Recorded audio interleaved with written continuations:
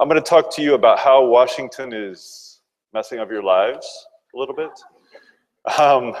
Among those topics, we'll start off with, because of the issue that just came up, that Scott just mentioned on LO Comp. We'll start with LO Comp. And again, these topics are just things that I think there's some developments here in the enforcement side at the CFPB, and topics that are probably important to you as originators. I assume that most people in the audience are originating. Is that right? Is this mostly a production group?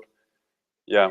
So I'll try to focus on issues that I think are probably important to you and try not to get buried down into the details of arcane matters.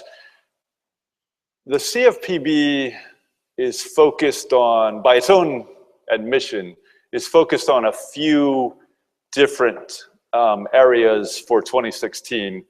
They're focused on LO Comp, so it's a good topic for you guys to be talking about.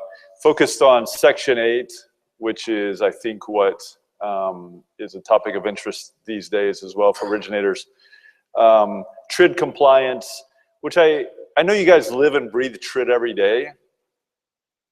I know that it can be complicated, but I don't want to dive too deeply into that today. We can talk about it if you want, but I don't want to dive too deeply because it'll put you to sleep. Fortunately, I have my morning vodka here that will hopefully help out. They're also focusing on compliance with the ability to repay, which again, I don't think is something we want to delve too deeply in here, but it is a topic the CFPB cares about and is focusing on during their exams. And so if you want to chat about things like non-QM and so forth, happy to do that. They're also focusing on fair lending. We may be able to touch briefly on that. We'll run out of time, I'm sure, depending on questions. And then UDAP, which is their catch-all of, if I don't like something and I can't get you on the law, I'll get you on some sort of abstract concepts that it's unfair and deceptive. So we'll talk about that if we have time. So the LO Comp rule, let's start there. The LO Comp rule hasn't actually changed since January of 2014. There was the first iteration in 2011 where it first came into effect. And then in 2014, there were some tweaks, but the rules haven't exactly changed. It's just that there are lots of questions and novel ways that originators have tried to figure out ways to deal with LO Comp. And then we have the regulator, CFPB, at the top that is focused on enforcement and looking at the LO Comp issues in their exams and in enforcement actions. The three basic principles of LO Comp remains the same right from the beginning, back when it was with the Federal Reserve Board. The basic rules are they don't want you to steer to your own advantage. And these are just concepts. It's not specifically the language of the rule. They don't want you to steer to your advantage that where you disadvantage the consumer and you get the benefit as an originator. That's one of the primary principles. They also don't want you getting paid on two different sides of a transaction. So they talk about a consumer can pay a loan originator or somebody else in the world can pay a loan originator, but you can't get paid on both sides because consumers never could figure that out. They never understood that. Brokers primarily were getting paid both by the consumer and then also by some lender. So it mainly came up in the broker context, but that's an area that they focused on. And then the basic idea that you live with every day is you can't get paid based on the terms of a transaction, and you can't get paid based on a proxy for a term of a transaction, which is a concept that was pretty vague to begin with, but later on they clarified a little bit. And in the 2014 rule, they expanded the definition of loan originator itself to be a lot of people that weren't previously defined as loan originators. So sometimes loan originator assistants come up, sometimes business development people come up as loan originators potentially. And perhaps even, although a lot of them don't know this, but perhaps even the lead generators are sometimes deemed to be loan originators under the rules. And that's an area that is still being explored. The CFPB hasn't had a lot of action there, but they're looking into those issues. And so those guys, I think, are at risk. But because you pay them, you also potentially get swept into that morass that CFPB is looking into there. One of the big issues on LO Comp is that there is personal liability for LO Comp violations. So if there's an LO Comp violation, there is exposure for the company, and that's the typical truth in lending exposure. So they got 3 times finance charges, and they have $4,000 per violation as a penalty under the statute. They have actual damages to the extent that somebody can claim that there are actual damages there. So there's pretty significant liabilities for the company. But in addition, the individual loan originators are liable for 3 times the amount received. So if you think about that, how many people in here made more than $100,000 last year? It's just a good amount, right? It means it's a good company to work for, right? Multiply that by 3, whatever you made, and that's how much your LO Comp violations would have cost you last year if you did in fact have violations. So it's not an area where you want to be particularly aggressive. The rules are largely unclear. The CFPB is very aggressive, and the penalties are pretty dramatic if the CFPB second guesses you. Now you could always go to court and you could make the CFPB prove its case and make them prove that there was an actual LO Comp violation, but going to court is very expensive, and meanwhile they can tell you to put the money in escrow. They can tell you to, they can make your life pretty miserable. So it's an area that you really don't want to be really aggressive on, because the way it plays out is if you have an LO Comp violation, you probably have it for every loan that you do, because the quirky little loan, the one-off program that you do that turn out to be a violation probably means that all the other transactions were the reverse side of that LO Comp violation, and so there's violations for both of those types of transactions. So that area, I think, is an area that you probably have dear to heart, and also that CFPB is focusing on pretty heavily, and one that the penalties can be big. Let's talk a little bit about what is a term. We said you can't pay based on terms, and you can't pay based on proxies. So you probably know this, but let's just think about it just a little bit. So you can't pay based on a term. What is a term? A term is a right or an obligation of the borrower. So things like the amount of fees that they're going to pay, the things like loan to value, the way the products are set up, your different products. And then the CFPB said, well, terms also include a bunch of terms together. So for example, a loan product or loan type, whether a loan is an FHA, whether a loan is a jumbo, whether a loan is conventional, whether a loan is an ARM or a 30-year fixed, all those are a bag of terms, says the CFPB. And so you can't pay differently based on those loan products or loan types, because you'd be paying based on the term. So that's the first concept. The second concept is you can't pay based on a proxy for a term. And a proxy for a term, that was very complicated early on. Nobody knew what it meant. Now we have a vague understanding of what it means. And the word proxy is now defined as if some factor out there, some factor that that is involved in the loan differs with a term. So let's say, for example, you have FHA loans and you have conventional loans, and the FHA loans, the interest rate, which is definitely a term, is higher, let's say.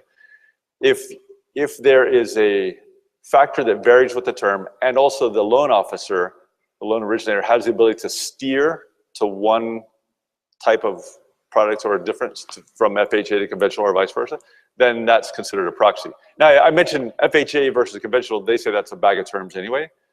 But even if they couldn't get you there, if they lost in court there, they would say, well, it's still a proxy because you have the ability to influence whether a person gets an FHA or a conventional loan. So that's an area where it's just not the place where you want to be spending your time, probably. The compensation really can be anything. So if they give you a pixie stick, that's considered compensation. And so, you know, it's normally, of course, it's commissions, normally it's bonuses, it's sometimes there are trips and drawings. All of that is considered compensation. So if you get compensation based on these different types of terms or proxies, then that would be considered to be a violation.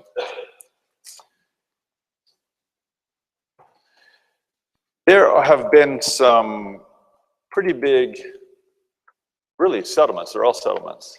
There have been some pretty big settlements in the LO Comp area. And you may know some of these. Some of these may have gone under the radar. But the first one, back in 2014, I think it was, Castle & Cook is the name of the company. But Castle & Cook was paying bonuses that the CFPB alleges. All of this is just allegations. The CFPB alleges the bonuses were based on different interest rates. All of this is the old rule, by the way. They haven't had any enforcement yet of post-2014 violations. It's just too new. They go in and they investigate, they examine for a couple of years back. So all of this is under the old rule beginning in 2011. But they said there were bonuses that were set up that encouraged people to charge higher interest rates and paid bonuses differently based on higher interest rates. And so Castle & Cook at first resisted, and ultimately the company and two of its officers settled, and they settled for $13 million, which is a significant sum of money for any company. Castle & Cook's pretty decent size, but it's a pretty big amount of money, of course. Another case in 2014 was Franklin Loan Corp. There were allegations there that they paid quarterly bonuses, again, based on interest rates. The penalty there was only $730,000 compared with $13 million. That sounds pretty good, but it still would affect my bottom line. It's a pretty incredible amount of money to talk about with it. That company being a pretty small company. But not to be outdone, the CFPB always tries to make things better. So in 2015, you may have heard of this one too, RPM settled. And RPM settled for $20 million, including $18 million by the company and a couple of million tossed in by the owner and CEO. Because of these violations. Again, these are pre-2014, so on these loans, there was no specific liability for the individuals, the loan originators themselves. But I would guess that the CFPB will be trying to make an example of some others in the near future. The allegations in RPM were that they had set up point banks. So they were putting money into an account for a loan originator specifically, and then allowing that originator to use that money for various things in the business. So they weren't actually paying money directly to the loan originator, but they were setting aside this account that a loan originator could use for various things. And they call it a point bank loosely. Nobody quite knows what a point bank means because it means so many things. But the CFPB has said several times that they've never seen a point bank that works. People make arguments as to this is okay, that's not okay, and so on. But they say, you know, if it's a point bank, whatever that means, it doesn't work. But they're the ones who impose the penalties. There was another case, again, sort of flew under the radar because only $228,000 in penalties. But Guarantee Mortgage Corporation, there are a lot of guarantees out there. So this is a company that is, it was a lender and it wasn't Guarantee Bank and so on.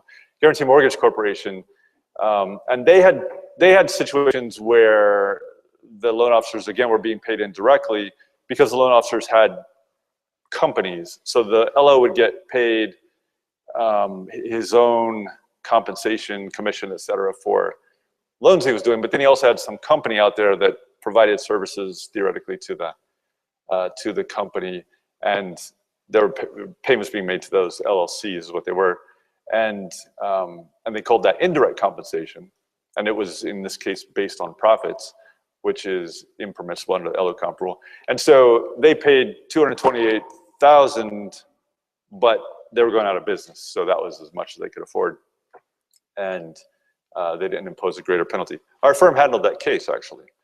And so I thought that was a pretty good difference between 228 and 20 million.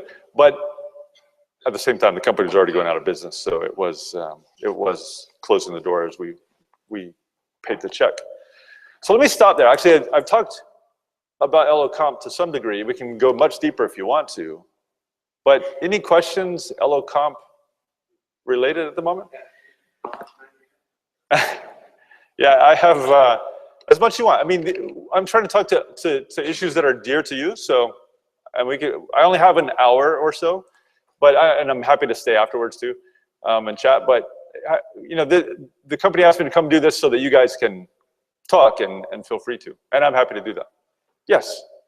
What's the prevalence of consumer financial protection bureaus today on our people to be changed and/or reformed every 3 months?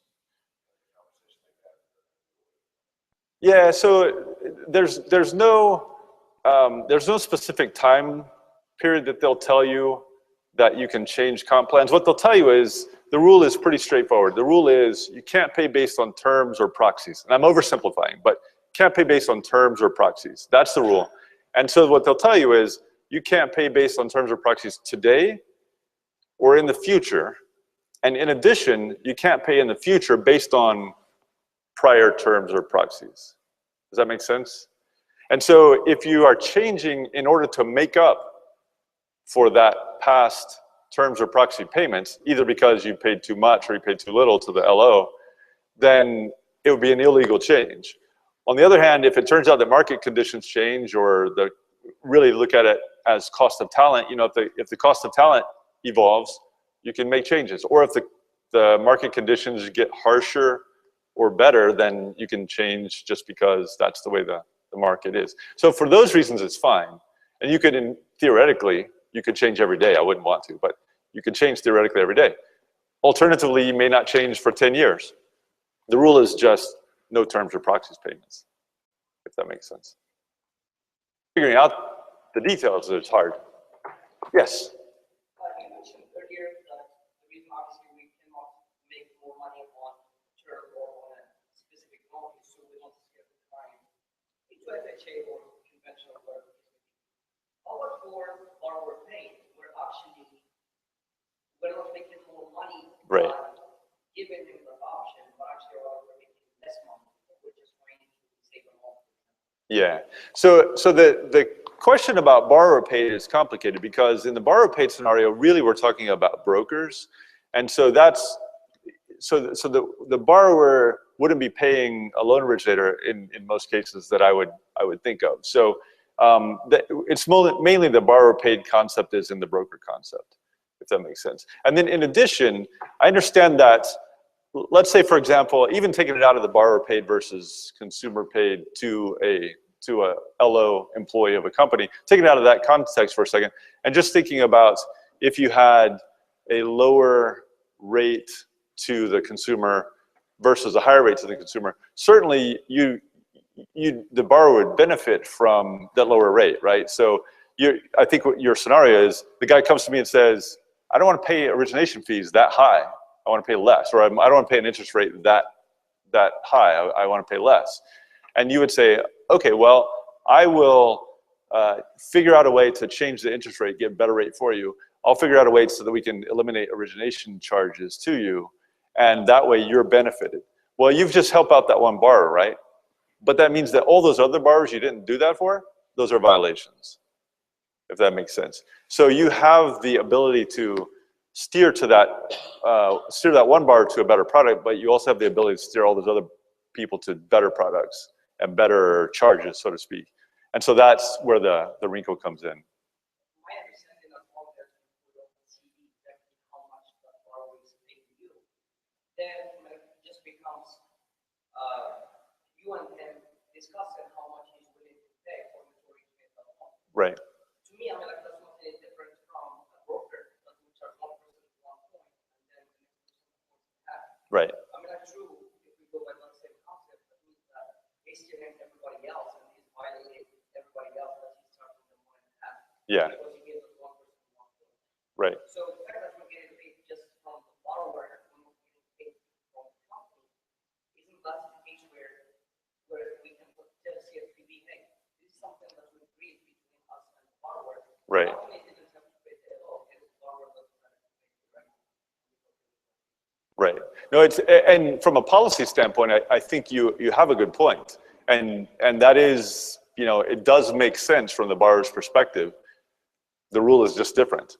And so the rule prohibits the company from paying you differently based on what the borrower is paying. And when you think about the concept where the company is, where you're an employee of the company, you're really getting paid by the company, right? And so unless you set up some arrangement where the borrower pays you directly, you're getting paid by the company. And so that's the complication there. But in addition, all those brokers that you're talking about that pay, they get paid differently by the borrower, 1%, 1.5%, they are in fact violation. And so frequently they don't care and they don't understand that because they don't have the resources. But they are in fact violating the rule if they're getting paid differently, even on borrower paid, based on a term or a condition, if that makes sense. So, and I'm sure there's cheating out there, but that is sort of the way that the way that it works. So we consider paid by the company if it's borrower paid, if the borrower is paying on the CD, is it considered paid by the company? Yes. Yeah. I mean, it comes on your W-2, right? Yeah. So that's the complication in this in a scenario like that. But those those brokers, it's a violation. I mean, if they're getting paid differently either by the lender or by the consumer, they can't get paid both, right? But whichever pays them, if they're paying differently based on terms or proxies, then it's a violation for them too. There was a question right back there. Yes, we're talking about Reg Z loans. Is there any concern to be applied in LO comparable to non-Reg Z? So the reverse loans. So reverse loans are covered by, so the different parts of Reg Z, right? And so the reverse loans are covered by the LO comp rules, but reverse doesn't cover certain types of loans like, I'm sorry, Reg Z and the LO comp rule doesn't cover certain types of loans under Reg Z in certain cases. So there are pieces of Reg Z that don't apply to reverse, as an example.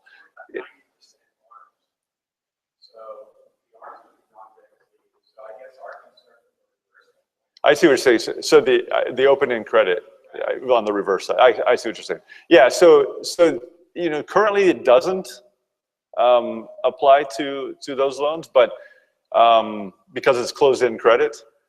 But you can imagine certainly that that they're thinking about that. And I think the biggest issue for the reverse mortgage world.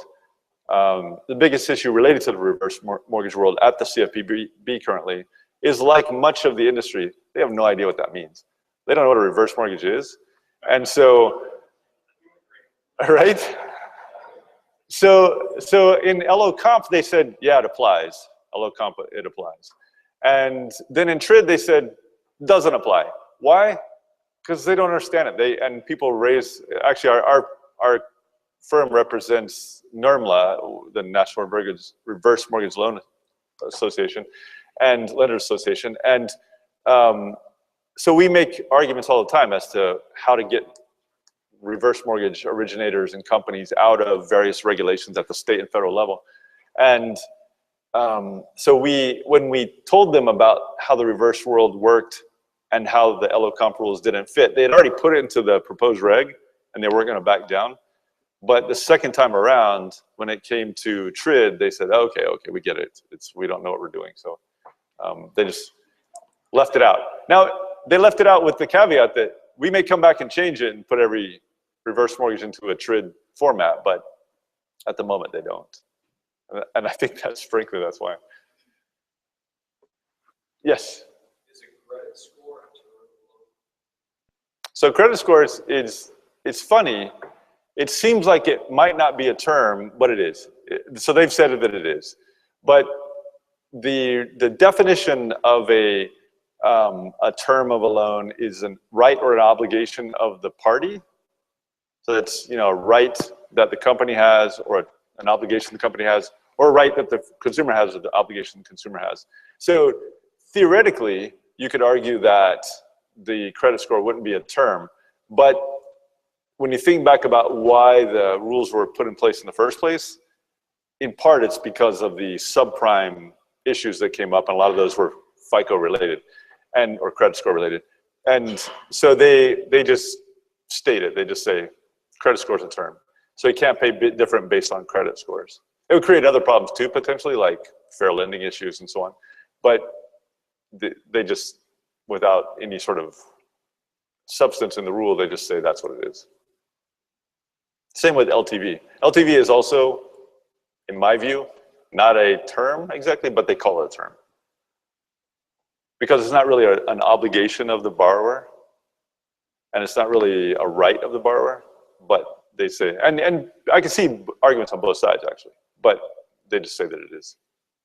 Is there any discussion for like an organization that we sponsor to that can lobby for rights and create lawsuits against regulators? A lot of this really seems like you're stifling.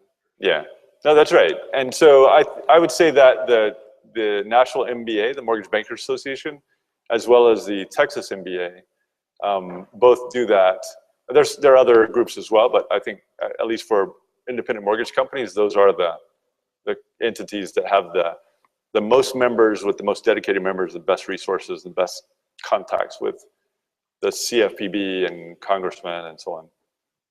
It's, I mean, those groups are, I don't know if you're members of either of those groups currently, but they're both great groups. You can get a lot of benefit from joining them, but in addition, they lobby for the industry, especially independent mortgage companies.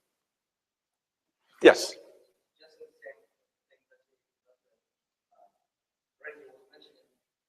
For the credit, would you see any problem with us structuring our compensation? For example, quite honestly, most of the problems that we have where we lose a lot is with people with excellent credit. Yeah. Because they're going to go out there and they're going to go to the bank and see Right. if they can offer them 0.5% or 8% better.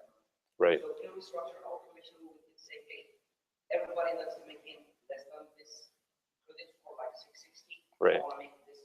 However, anybody that his credit score is over 660 is what we want, 680 or 700. That's one of the questions that somebody brought up yesterday. Right. And I don't know. Yeah, so it's the same thing. So they've thought of, the CFPB has thought of that issue, and you really can't. The problem is it's an area where they're trying to protect consumers with a very broad brush. They didn't create a rule, and perhaps fortunately, they didn't create a rule where you can individualize the way that you pay. Now the company can make a concession. So the company could say, we're gonna meet that offer down the street or at the bank or wherever they have this competing offer. That's fine. So the company can take a hit on that. The company just can't ding the loan officer for, or take money out of the loan officer's pocket for those types of situations. The only way that you can be paid in that sense is across the board, the same amount for all the loans. There's some exceptions, but as a general matter. When you say branch level, it kind of depends what you mean. So it's got to be company money, or if there were a non-producing manager, perhaps there would be something that might be doable. Right. Yes. Okay, so you stated that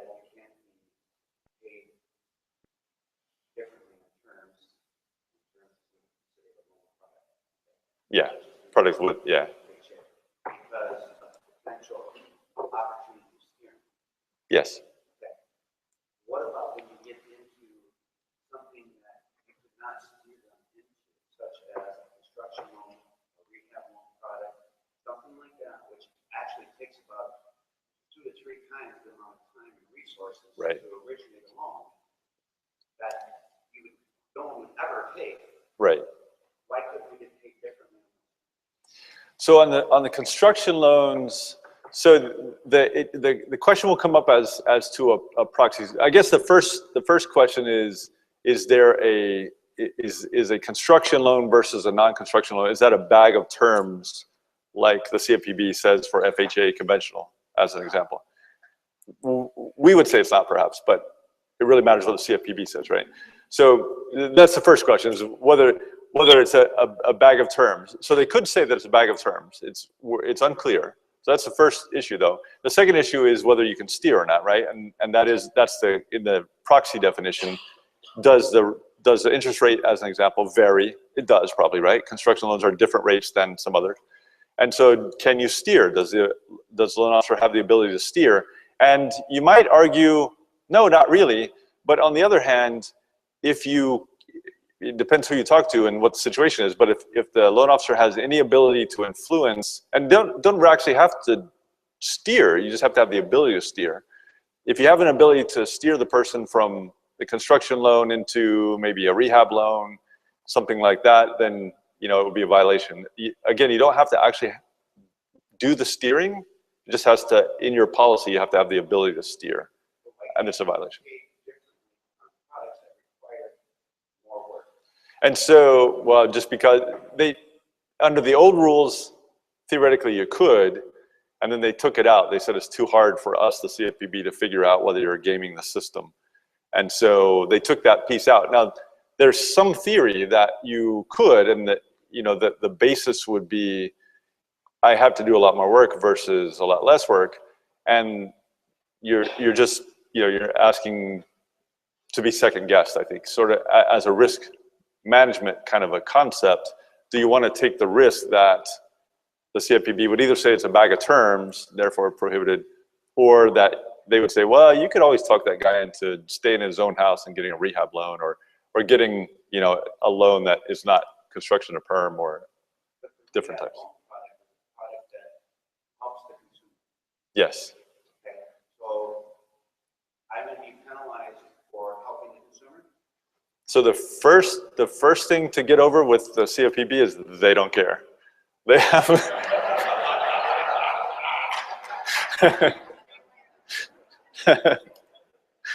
So the answer is yes. You can be penalized even if you help the consumer. Sort of like the example a moment ago where they have this rule that says that I can't put some borrowers into these, I can't waive origination charges and help out a borrower taking it out of my own pocket. That would be great for that borrower. The CFPB would say, though, well, that just means because you're jerking around all those other guys that you didn't do that for. That's right. That's right. And again, it's just that's the way they look at it. Now, again, as a risk management kind of a concept, you could make a choice like that and take those positions. But the problem is, think back to your own personal liability. Forget about the company's liability for a moment even.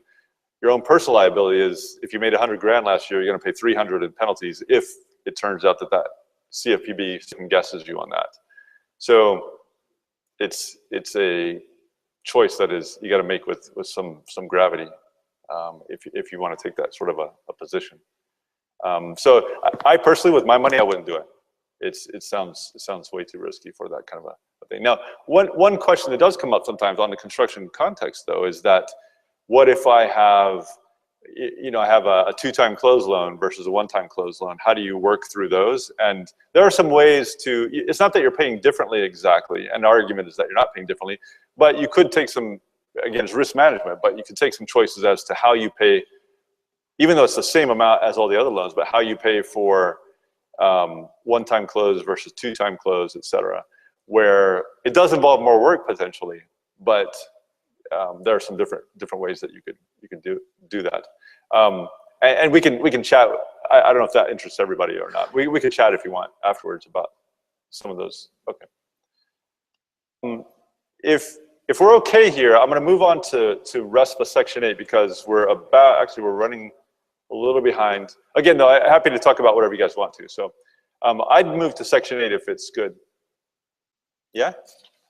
Okay, so Section 8 also is one of those areas that really hasn't changed, but the law itself hasn't changed. And I'm talking Section 8A of RESPA only at the moment, just the referral fee section. And the law hasn't changed, but the way the CFPB interprets it and the aggressiveness with which it enforces the anti-referral fee restrictions has changed pretty dramatically. So the rule is still the same as it was. It's on the statute from way back in 1974. It says that no person can pay any other person anything of value is what they call it. They can't pay any person anything. Again, it could be a pixie stick in exchange for the referral of business. That's boiled down, that's it. It's a little more complicated, but boiled down, that's it. And then historically, there was this exception that said, for example, if you pay fair market value for services you're actually getting, facilities you're actually getting use of, then that was fine. But the CFPB has taken some actions that have thrown some of that into jeopardy, and we don't quite know where it is going to come out. Most significantly, there is a case currently pending in the DC Circuit Court, and this is where the MBA helps out, actually. So the case is PHH, the large lender, but the MBA, the Mortgage Bankers Association, has spent considerable resources in submitting briefs on behalf of the industry to support PHH's arguments in that case. The oral arguments are actually next week. I'm flying up to sit in on those, and that decision will probably come out sometime in the summer. But that decision will hopefully overturn the CFPB's case last year, where the CFPB said you can't pay anything to anyone who refers you business, even if you're not paying for the referral. So think of this as an example. You have this marketing services agreement, and that's where they first started down this path. You have this marketing services agreement where you're paying somebody to advertise for you. And advertising's fine. You put up an advertisement in the Austin Statesman, you pay however much that costs, and that is fine. The CFPB would tell you, if you get a referral from the Austin Statesman, not just the advertisement, but you get a referral in addition, arguably you can't pay for the Austin Statesman to run your ad. Pretty stupid way of interpreting the law. And it directly conflicts with the way the law is written, because the law says you can pay fair market value for services received or for facilities received. But they saw the MSAs, the marketing services agreements, out there, and they were trying to figure out a way to attack those. And so this is what they came up with. They said, well, when they say you can pay for services rendered, it means services rendered where there's no referral. And so if you're paying a realtor to run your advertisements, and you're also getting referrals from the realtor, then arguably the CFPB director would say you can't make those payments, even if you're actually getting the services. Thinking about that, how that argument flows out though, you see the absurdity of the position the CFPB is taking. What if you rent space? So if you go rent space in a realtor's office, and the realtor pays his landlord $20 a square foot, and you say, okay, that space is worth $20 a square foot. I'm gonna pay $20 a square foot for my 200 square feet or whatever I have in my little office that I close up and I lock and keep it all my information safe.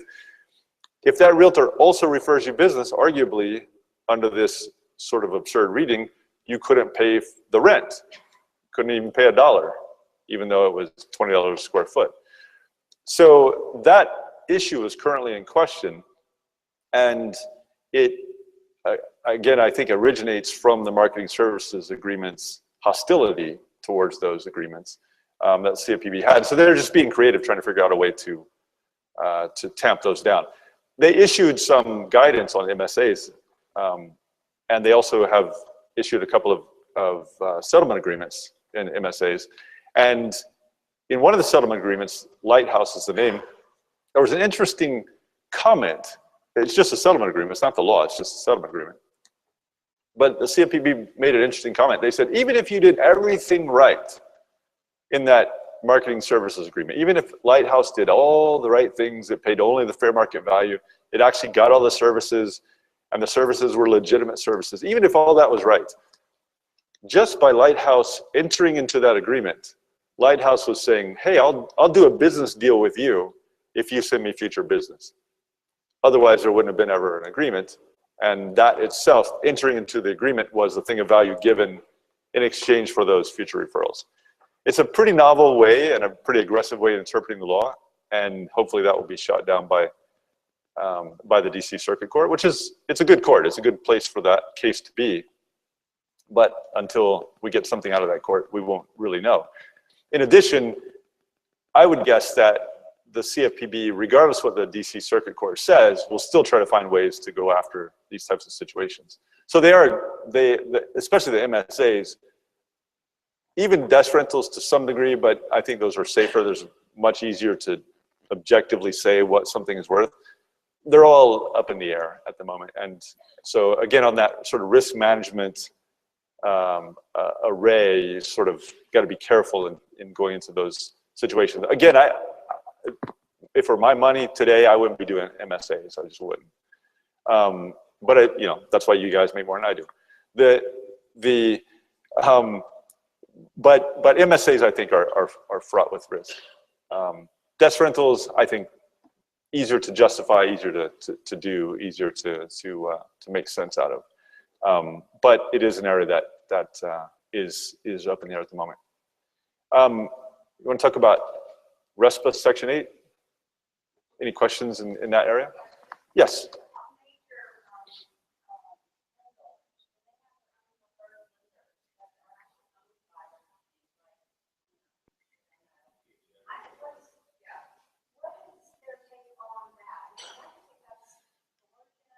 Yeah. Right. Yeah. It's the power of lobbying. So talk about preferred lenders in two categories. So on the one hand, you have these affiliates, right? You have the Pulte's of the world, the DHIs of the world, the D.R. Hortons of the world. So they have their own affiliated lender that they own, right? And so there's a special exception written into the statute that allows affiliated business arrangements.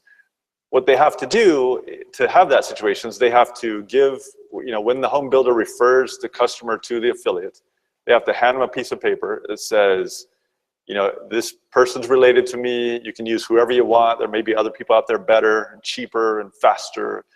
But know that if you use our guys, we at the corporate level, the holding company level, will get a benefit. So you're on notice. So that arrangement is protected in the statute and also in the regs, because the regs come out of the statute, right? And so I think that out of the possibilities for arrangements, that's a pretty safe one. Far safer than an MSA because it's protected by statute. I think the CFPB may still try to figure out ways to attack those. And if you give a discount, if the builder gives a discount to the customer, same as if you gave a discount to the customer, you can refer and the customer can go use whoever they want. But as long as the affiliated lender, so DHI, as long as DHI is not paying D.R. Horton for that referral, it's probably fine. They can pay so D.R. Horton is probably paying, I don't know the details, probably paying the customer, the closing costs or whatever, right? And so those are pretty protected. On the preferred lender side, where it's not an affiliate, I think those are suspect. The CFPB is specifically going after those types of arrangements, especially if they're exclusive. And they're saying, look, when you say it's my preferred lender, that's a referral.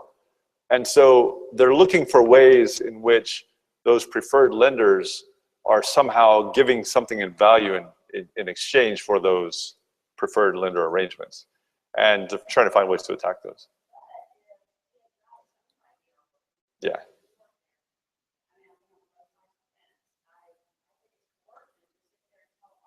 Yeah.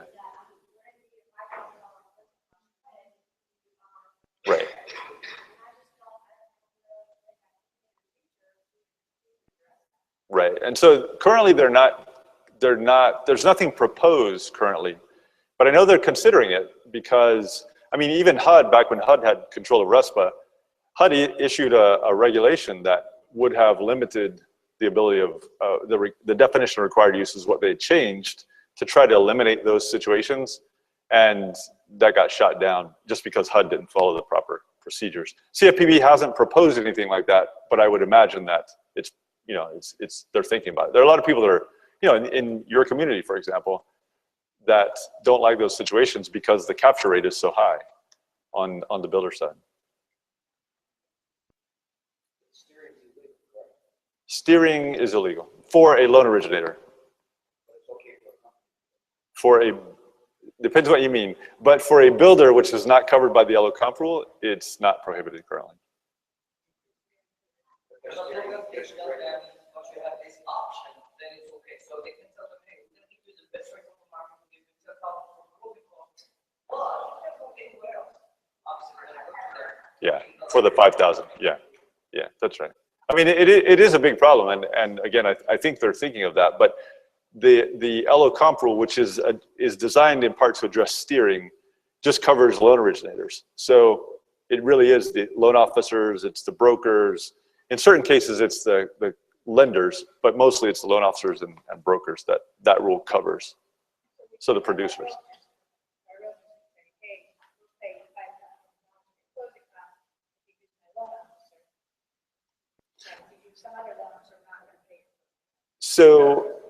So, but that's not an affiliated relationship typically. So in rare cases, there are some cases, I guess, like I think there are some realtors that have an affiliated lender. That's true. That's true. Say again. I'm sorry, I just didn't hear the question.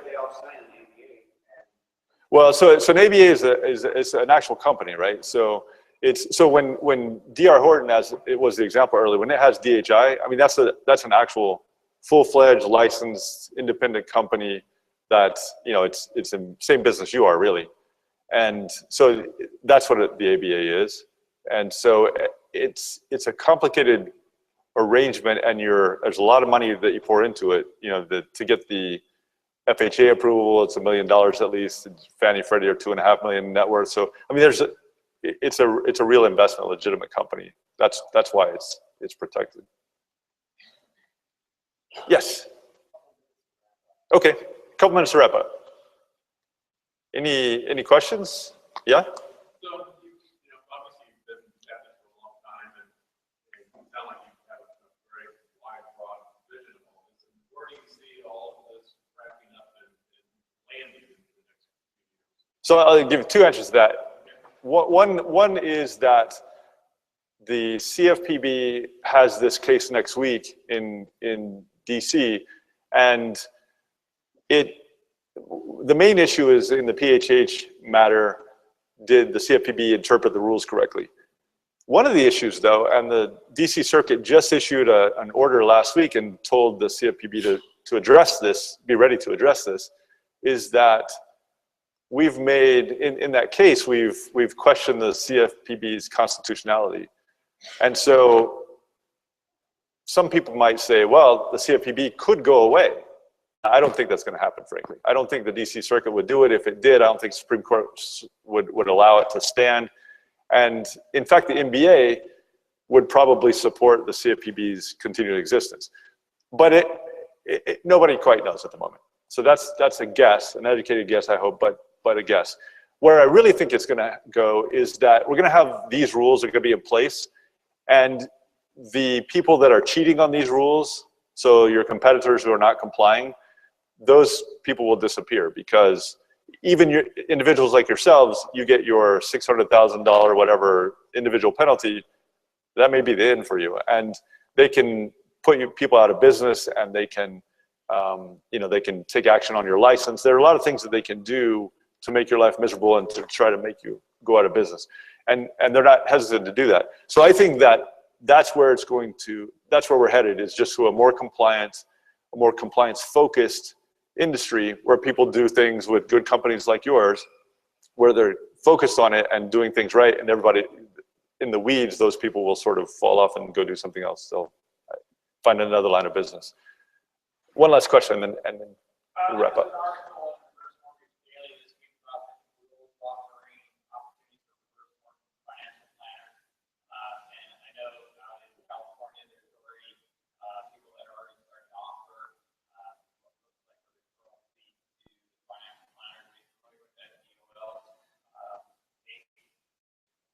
DOL, the Department of Labor, is that what you mean? Yeah, I'm not sure that one. I do a lot of DOL work, but I'm not certain of that particular case. It might be a question of whether they are employees or not employees. It gets kind of complicated though, in terms of, but I'm trying to figure out how the DOL would be interested in, they care about employment issues primarily. So I assume that, but I don't know the case actually.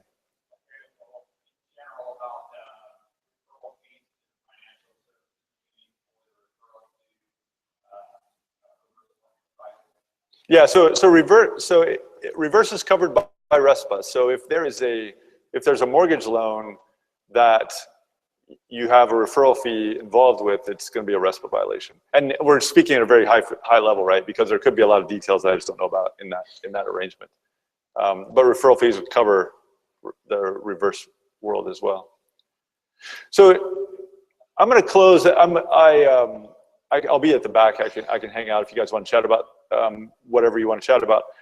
But I would just say that my last comment, I think, really is where this industry is going. And so the way to keep yourselves making a lot of money, because there's a lot of money to be made in this industry, and the way to keep yourselves happy in a way, being able to do business the way you want to, is to focus on the big, rich areas of business, the places that are not around the fringes of, aggressive interpretation, because those aggressive interpretations can easily be second-guessed by these regulators who don't really have any check on them, at least at the moment, and they can penalize you pretty substantially. And so I would focus on the fat areas and try to live off that land itself, and that will keep you right in the heart of what is compliant, what is permissible. And when these other guys sort of fall by the wayside or are left with years and years of payments in penalties, you'll still be able to scoop up that business that they've left aside just because they've been regulated out of the business. So that's the law. I'm Troy Garris.